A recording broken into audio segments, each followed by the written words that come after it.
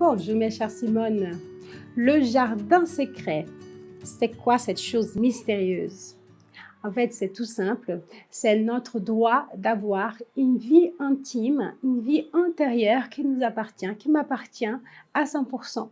Et c'est moi qui décide à qui je partage et à qui je ne partage pas à un moment de ma vie adulte où je commence à être moi, à être dans une individualité. Et c'est l'essentiel, on va dire comme ça, de la réussite de la séparation avec ma famille d'origine, avec maman, pour celles qui n'ont jamais entendu parler de besoin de se séparer avec sa mère. Donc, avoir un jardin secret signifie que j'ai réussi cette séparation, que quelque chose en moi a le droit d'exister à l'intérieur de moi et j'ai toute la maîtrise de à qui je partage et à qui je ne partage pas. Pour la petite histoire, toute ma vie jusqu'à mes 35 ans, j'ai toujours partagé des choses intimes avec des personnes qui n'avaient pas beaucoup d'intimité, donc des connaissances qui n'étaient pas vraiment des amis profonds.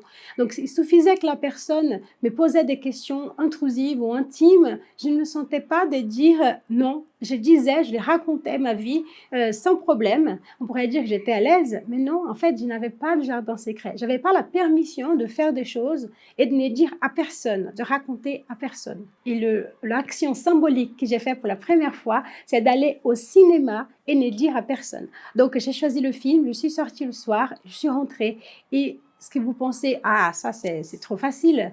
Pour moi, c'était quand même une première fois que j'ai arrivé à faire une expérience sans raconter à personne, sans dire à personne, sans inviter quelqu'un de venir avec moi. Donc, je l'ai fait toute seule. Et donc, pour moi, c'était vraiment un événement. Et peut-être que toi, tu n'as jamais fait l'expérience. Et donc, je t'invite à vivre cette expérience.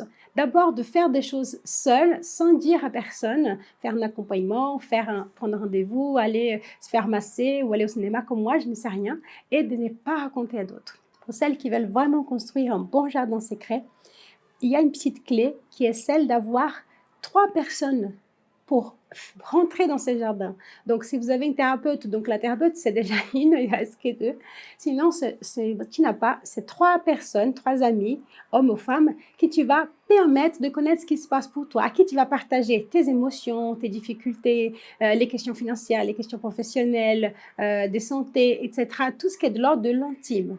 Et en dehors de ces 3 personnes, tu vas côtoyer, tu vas vivre des expériences qui sont sociales. Donc, il y a des gens qui sont habitués à dire des choses intimes à des collègues au travail.